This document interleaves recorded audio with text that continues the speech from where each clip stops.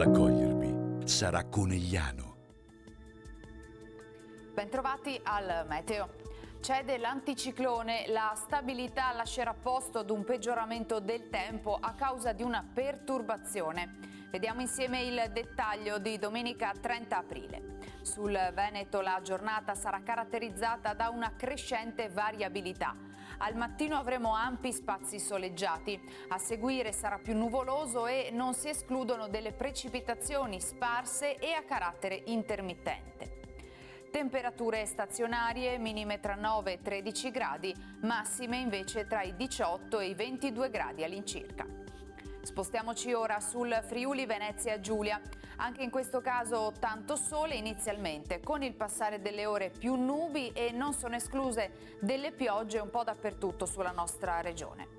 Temperature minime tra 10 e 12 gradi, massime sui 21-22 gradi. Infine diamo uno sguardo alla situazione del Trentino Alto Adige. Sole e nubi con locali piogge anche in questo caso nel corso del pomeriggio.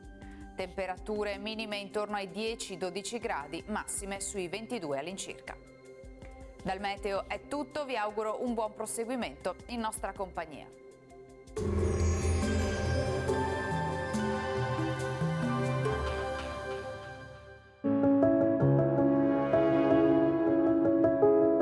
Ad accogliervi sarà Conegliano.